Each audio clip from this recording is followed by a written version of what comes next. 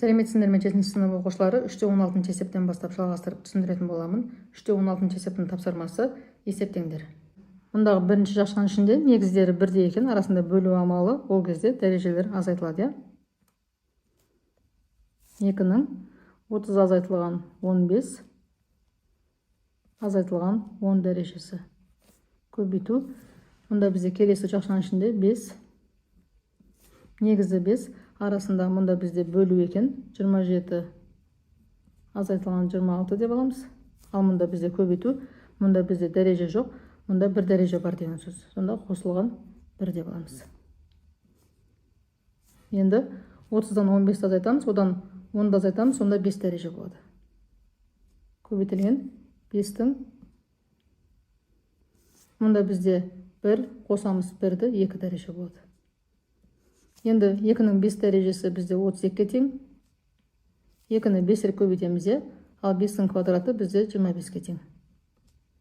2-ні көбейтетін болсақ, тең болады 800-ге. Енді келесі, мұнда бізде негізі 3 екен. Мұнда бөлу кезде 13-тен 12-ні азайтамыз. Ал мұнда көбейту 3 дәрежені қосамыз. Енді келесі 7 екен, негізі 7, 17 азайтылған 15 азайтылған 2 деп аламыз.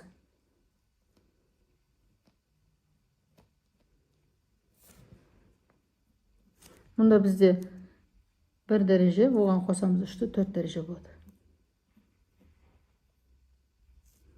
Бөлеміз. Мұнда бізде 17-тен 15 азайтсақ 2 болады, одан 2-ні азайтсақ 0 болады. Сонда 7-ның 0 дәрежесі болады. 3-ті өз-өзіне 4 рет көбейтсек 81 болады. Бөлеміз. Кез келген санның 0 дәрежесі 1-ге тең болады, 1 болады. Бөлсек тең болады 81-ге. Енді былай аламыз. 4-тің мұнда бөлу қоя 10-нан 8-ді азайтамыз. Көбейтілген 6-ның 8 азайтылған 6 дәрежесі бөлу 24-тің 37 азайтылған 34 дәрежесі. Енді 4-тің квадраты көбейтілген 6-ның квадраты бөлу 24-тің кубы. Енді бұлай жасақ болады оқушылар. Бөлшек қып жасақ болады.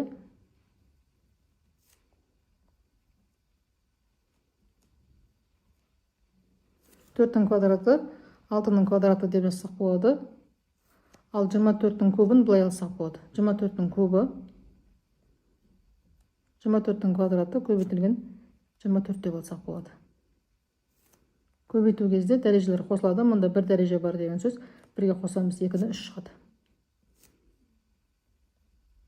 Енді 24-тің квадратын бұлай алсақ болады. Мұндағы алымына сәйкестендіріп, 24 жалпы бізде 4 пен 6-ның көбейтілсе, 4-тің квадраты көбейтілген 6-ның квадраты деп алсақ болады.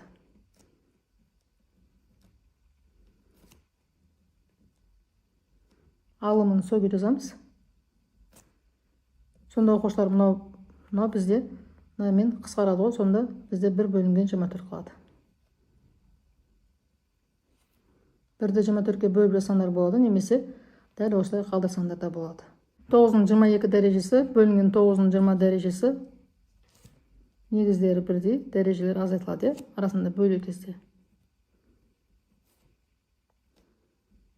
Көбейту 8-дің 5 азайтылған 3 дәрежесі. Осыны бөлеміз 6-ның 18 азайтылған 15 дәрежесіне. Енді мұнда бізде 9-ның квадраты болады. Көбейтеміз 8-дің квадратын. Бөлеміз 6-ның 3 дәрежесіне. Енді бұлай алсақ болады.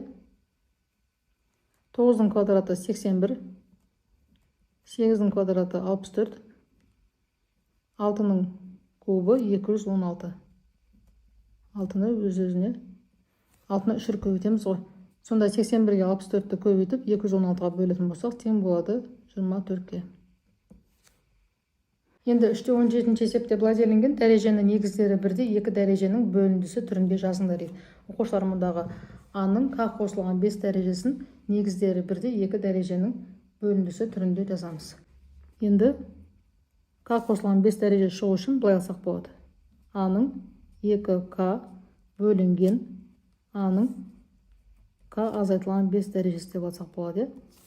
Сонда оқушылар азайтқан кезде 2К-дан К азайтылады, К дәреже болады. Мұнда азайтқан кезде 2 минус плюс болады. Енді келесі екіншісінде D-ның К қосылған М дәрежесі. Енді бұны былай аламыз. D-ның 2К бөлінген D-ның К азайтылған М дәрежесі деп аламыз. 2К-дан К азайтылады да К болады. Мұнда бізде минус бар кезде 2 минус не істейді? Плюс болады. Келесі үшіншісі B-ның 2К қосылған 1 дәрежесі. Бұны біз былай аламыз. Мұнда бізде енді 2К шығыры қоя 3К деп аламыз. Бөлінген бұның мұнда бізде плюс 1 шығу үшін К минус 1 деп аламыз. Сонда 3К-дан К азайтылады, 2К болады. Мұнда бізде минус болған кезде, ашылған кезде, жақша ашылған кезде плюс 1 болып ашылады. Енді соңғысы С-ның 4 қосылған 5К дәрежесі. Енді бұны былай алсақ болады. С-ның мұнда бізде 4 шығу үшін 5 дәреже деп аламыз. Бөлінген С-ның сонда 4 шығу үшін 5-тен 1 азайтамыз ғой. 1 азайтылған 5К дәрежесі болады. Мұнда азайтсақ 4 болады. Мұнда бізде бөлу кезде минус болады ғой. 2 минус плюс болып, плюс 5К болады. Түсінбеген сұрақтарым болса пікірге жазып қалдырсаңдар болады. Сау болыңдар.